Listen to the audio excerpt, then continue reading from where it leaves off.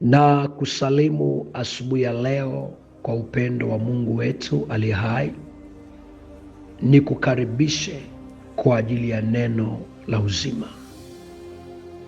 Ujumbe wetu unasema kuna kuinama lakini kuna kuinuka. Zaburi mlango wa 20 na mstari wa 8.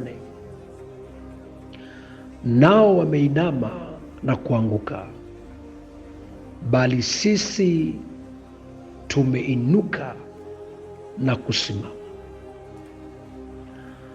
Asubuhi ya leo naomba ufahamu neno hili, mtu wa Mungu, kwamba katika maisha kuna kuanguka, kuna kuinama, kuna kukata tamaa, kuna kuvunjika moyo, kuna kupita mapito ambaye hungetegemea kupita. Lakini pamoja na kupita haya yote, bado kuna neema itakaye kuvusha na kukusimamisha katika haya yote. Mungu hawezi kukuacha ukapotea, ukaangukia kwenye majaribu na ukaangamia kwenye majaribu. Ndio sababu anasema ujapopita katika maji mengi hayatakugharikisha. Ujapopita katika moto, moto hautakuteketeza, lakini kupita kwenye moto utapita. Kwenye bonde la uvuli wa mauti utapita, lakini Bwana atakuponya.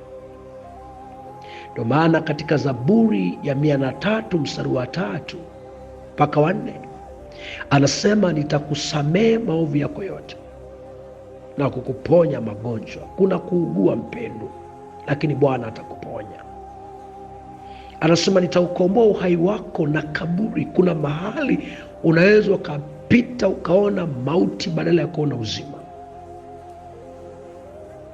lakini unaweza ukaona hivyo na Mungu akatokeza kwa sababu yako. Ndio maana maandiko yanasema hawa wanataja magari na farasi, lakini sisi tunalitaja jina la Bwana.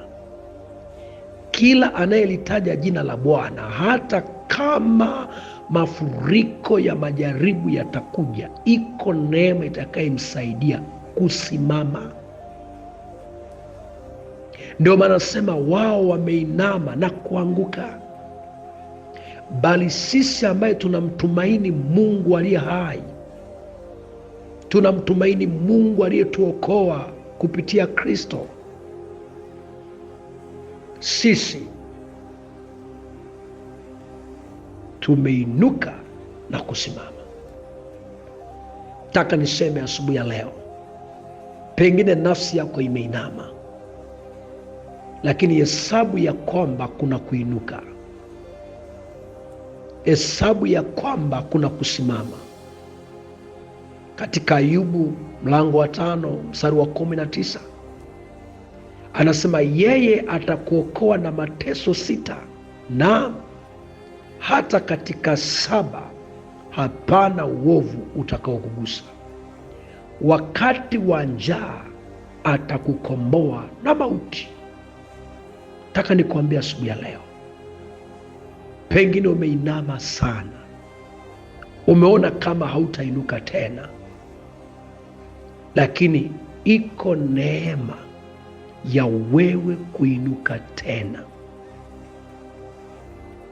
Maandiko yanasema wakati wa Filisti walipofukia vile visima ambavyo Ibrahimu alivichimba wakati wa uhai wake, wakafukia vifusi, wakadhamiria ya kwamba hakutatokea tena jambo jema. Walipomfukuza Isaka, akaanza kufukua vile visima, akainuka tena.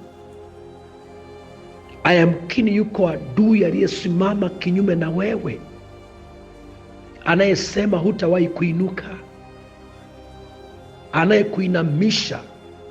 Nataka nikuambia asubuhi ya leo, Mungu aliye hai atasimama upande wako. Kama na wewe utasimama na Mungu, Mungu atasimama upande wako. Haijalishi dhuruba unalopitia likoje.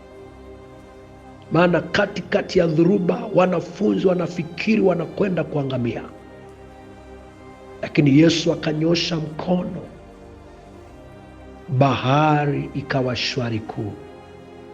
Asubuhi ya leo Mungu akupe hiyo neema.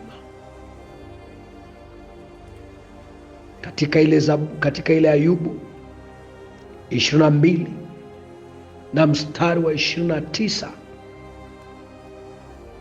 maandiko yanazungumza, anasema hapo watakapokuangusha utasema kuna kuinuka tena.